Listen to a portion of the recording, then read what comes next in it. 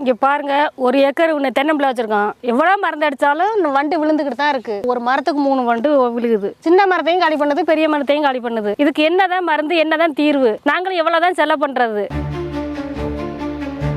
முதல் தென்னை மரத்தை களை எடுக்க, சைடு ஓலை மேல வரைக்கும் ஒட்டி எடுக்க கூடாது.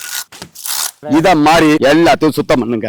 மிதிச்சு விடணும், இந்த மாதிரி வளைச்சு விடணும். மிதிச்சு விட்டுட்டு நம்ம பசுமை பூமியில அங்குசம் சொல்லிட்டு ஒரு உப்பு, கால்சியம், மெக்னீசியம், பொட்டாஸ், இத கார்பனேட், பைகார்பனேட் எல்லா சத்துக்களும் இருக்கும். அத மட்டை இடுக்குகள்ல சாம்பலோடையோ மணலோடையோ இல்ல வெறும் அங்குசத்தையோ இல்ல பெருங்காயத்தை கலந்து போட்டா வண்டுகளா பல மடங்கு இது கட்டுப்படும். 1. 2வது, புது பாலைகளை உருவாக்கும். குறும்பை உதிர்தலை தடுக்கும். வெள்ளை பூச்சி, காண்டாமிருக வண்டு, வாட நோய், வேர் அழுகல் பிரச்சனை எல்லாத்துக்கும் எதிர்ப்பு திறனை கூடும்.